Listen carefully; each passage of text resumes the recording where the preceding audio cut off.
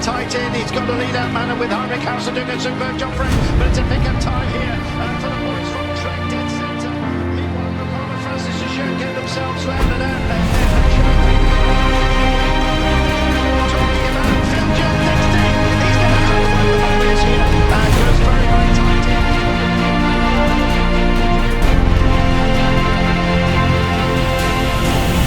Selamat datang di Broadcast.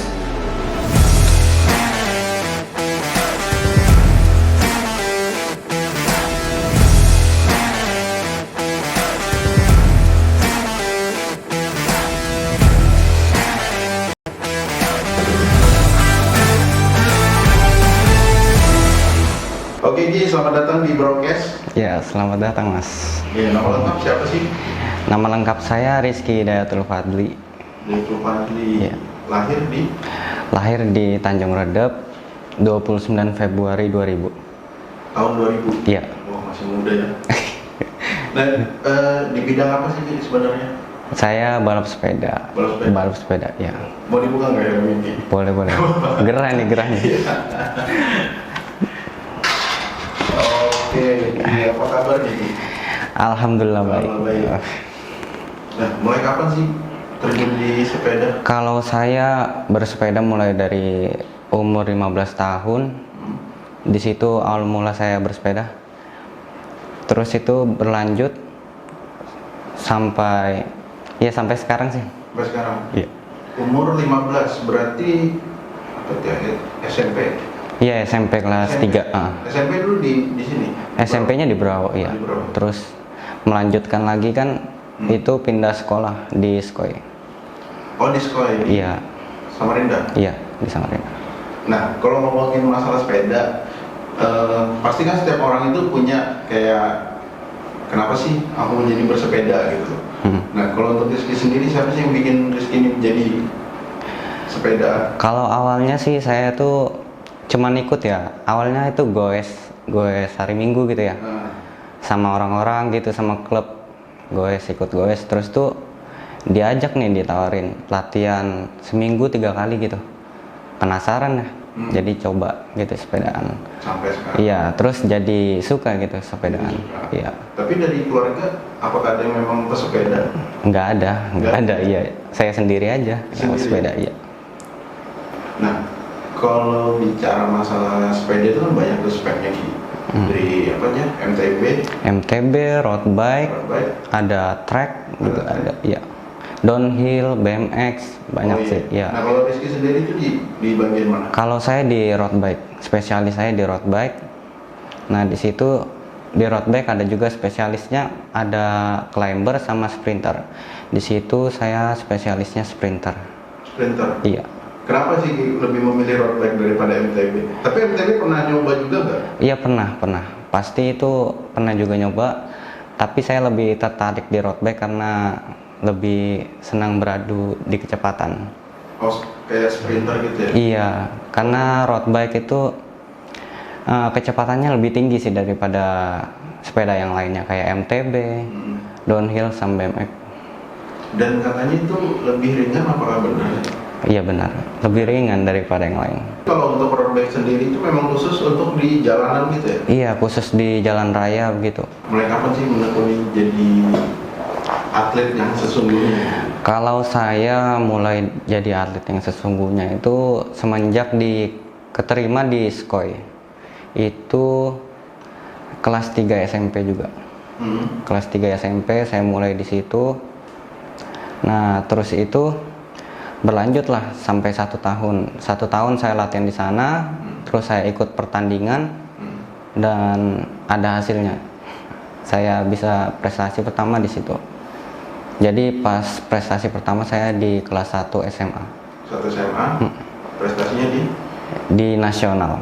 Awal-awal masih nasional, iya. Sekolah sendiri itu kan apa ya berarti ya? Sekolah untuk atlet? Iya, khusus atlet dari seluruh Kalimantan Timur. Iya, itu banyak banget cabang olahraganya. Oh, jadi di sekolah itu tidak melulu tentang sepeda? Iya, berarti tidak. semua atlet? Semua ada. Yang Iya. berprestasi? Iya. Untuk jadi atlet itu berapa lama Ki prosesnya?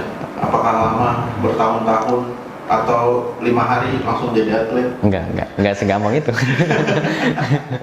Jadi mungkin setahun itu udah bisa.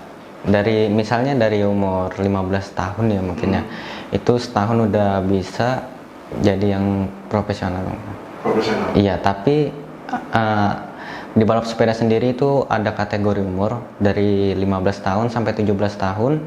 Nanti 17 sampai 19 dan 19 sampai tidak terbatas lagi.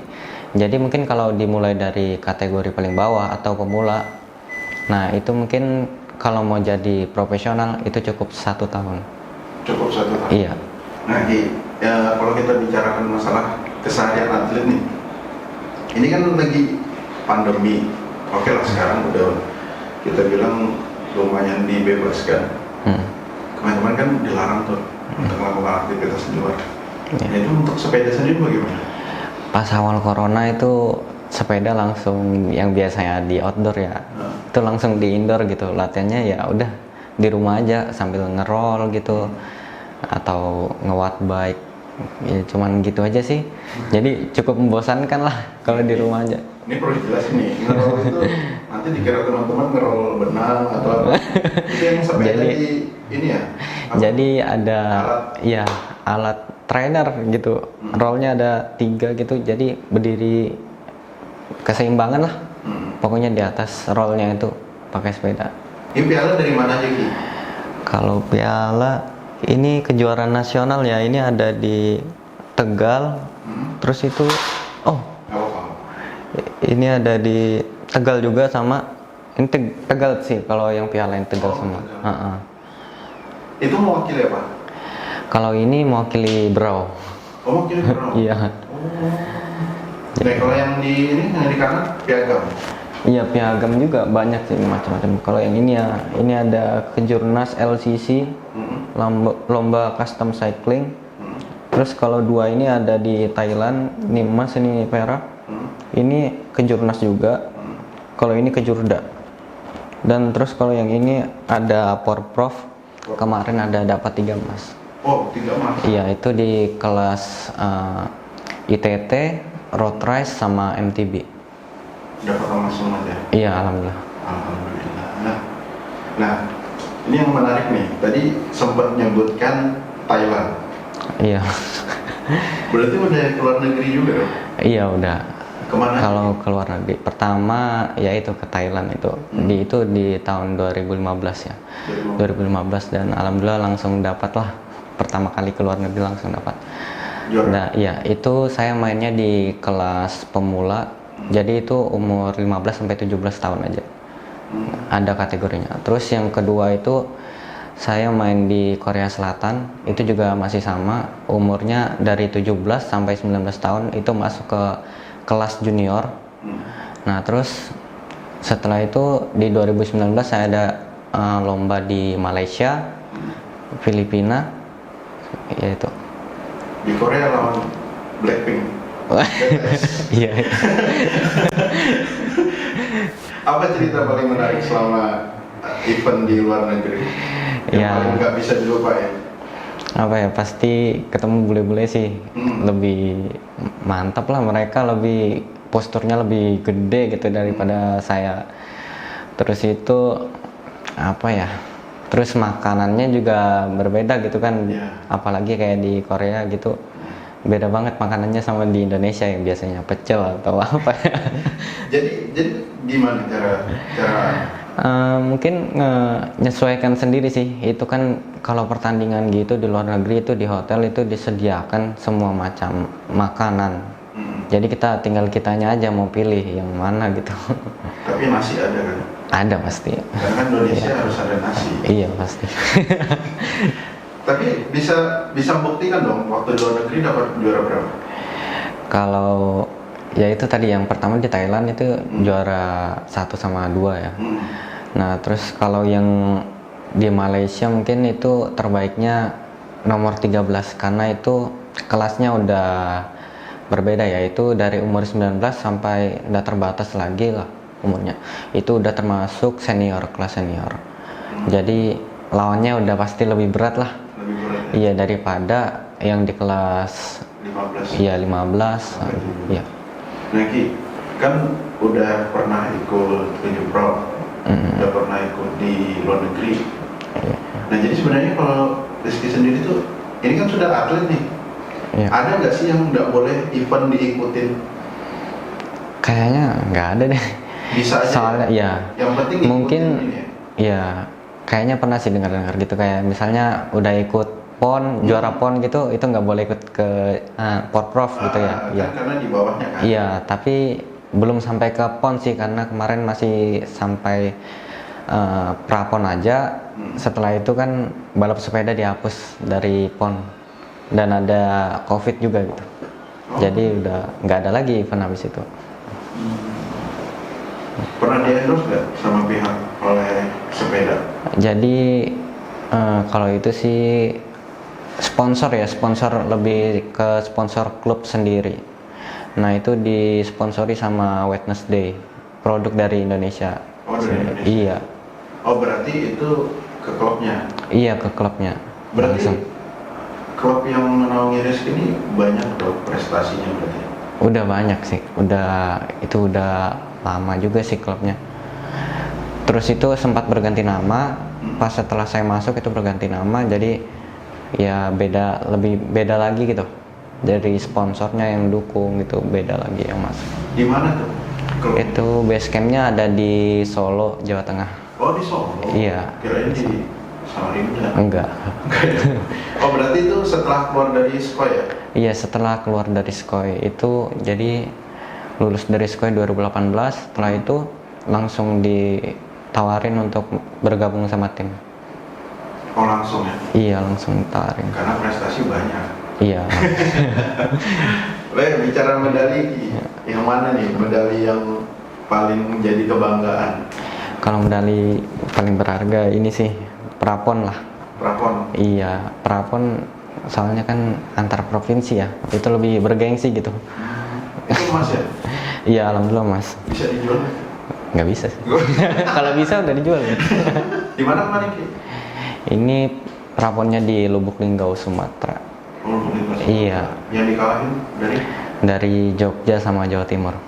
Berarti yang juara Kalimantan Timur? Iya dong. Iya dong, banggaan. Buat cerita untuk anak-anak. Tapi masih lama ya. Iya masih lama. Nah dari keluarga sendiri tuh mandang hobi seorang Rizky ini bagaimana sih? Dari awal sampai sekarang. Dari pertama kayak, Pak, Rizky ini mau hobinya sepeda. Iya pasti, kalau di awal sih pasti kayak kurang setuju gitu, kayak kurang mensupport kan atlet. Orang tua pengennya tuh di pendidikan lah pokoknya. Nah terus ya udah ikut-ikut aja pertandingan gitu di daerah, ada menang gitu. Lama-lama juga disupport gitu sampai sekarang. Pasti mereka support banget. Untuk Rizky sendiri kesibukan selain bersepeda apa sih? Apakah kuliah? Kalau sekarang sih lagi kuliah ya, dari 2020 kemarin. Oh kuliah ya? Iya. Di mana? Saya kuliahnya di Ahmad Dahlan di Jogja. Oh Jogja. Iya. Nah berarti kalau bicara event selama kemarin banyak di sana kan? Kalau event banyak di di Pulau Jawa ya. Kalau event tuh lebih banyak di Pulau Jawa. Nah, kenapa saya milih di Yogyakarta? Karena di tengah-tengah ya di Pulau Jawa. Jadi kalau mau ke barat lebih enak, timur dekat juga kan. Terus prasarananya juga lengkap. Di sana ada gunung yang tinggi gitu kan. Beda kan kayak di Kalimantan nggak ada gunung gitu yang tinggi panjang gitu. Nah, jadi saya lebih milih ke Jogja gitu. Jadi sekalian kuliah, sekalian menjalankan hobi ya? Iya benar. Nah selama jadi atlet, titik terberat menjadi atlet itu apa sih? Pastinya latihannya sih kalau balap sepeda. Latihannya bisa sampai 6 jam, 7 jam gitu di atas sepeda. Beda kayak cabang olahraga lainnya lah. Ini kan olahraga terukur ya. Terus itu bisa sampai 200 kilo, ngelewatin hujan, panas. Itu kayak selama gitu. di jalan tuh bisa kena hujan, tiba-tiba panas, Pasti, hujan iya. lagi gitu ya? Pasti, apalagi kayak 200 kilo, 6 jam gitu kan. Pasti ada sih. Kena hujan terus kering lagi. 6 jam itu hitungannya udah dari tempat pertama sampai ke titik kembali lagi gitu? Iya, itu udah pulang pergi gitu tuh. Udah itu tiap hari di nggak sih? Tergantung sih, tergantung kayak misalnya mau mendekatin event itu latihannya lebih dikurangi porsinya. Tapi kalau masih jauh-jauh dari event itu lebih banyak gitu latihannya. Tapi apakah itu digabung? Misalnya nanti hari ini ada lari, ada di sepeda, atau memang sepeda aja terus? Enggak, jadi latihannya ada dua, di sepeda itu sendiri sama di fitness. Fitness atau nge-gym, iya. Nah kalau di sepeda ya kadang pagi sampai jam 12. Nah terus kalau untuk nge-gymnya sendiri biasanya sore sih. Kita lanjut, harapan terbesar Ki. Kita ngomongin setelah insya Allah pandemi ini selesai. Harapan terbesar apa? Pastinya ada event lagi ya, event yang resmi gitu.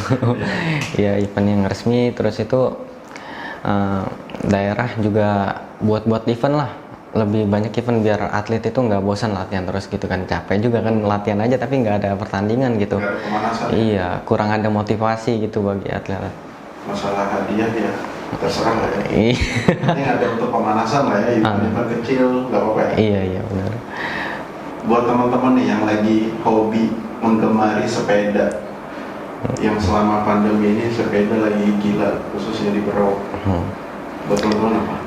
Ya itu sih, tetap kalau bersepeda tetap jaga keamanan juga, karena banyak kan sekarang sepeda gitu kayak ketabrak mobil atau motor gitu. Ya tetap jaga keamanan, terus itu cukup latihan yang secukupnya aja, jangan berlebih ya, sesuai porsinya masing-masing, nggak usah gengsi gitu.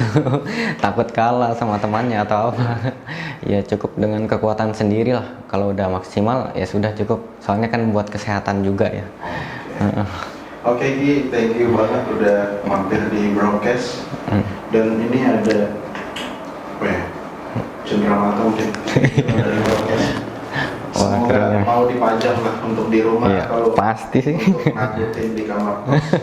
Ya itu kenangan sedikit lah dari broadcast. Iya. Dan bentuk terima kasih buat Rizky udah mengharumkan nama Berau, mengharumkan nama Kalimantan Timur. Sukses selalu buat kuliah, iya, buat amin. sepedanya, dan sehat selalu. Iya, terima kasih. Broadcast pamit. Assalamualaikum warahmatullahi wabarakatuh. Waalaikumsalam warahmatullahi wabarakatuh.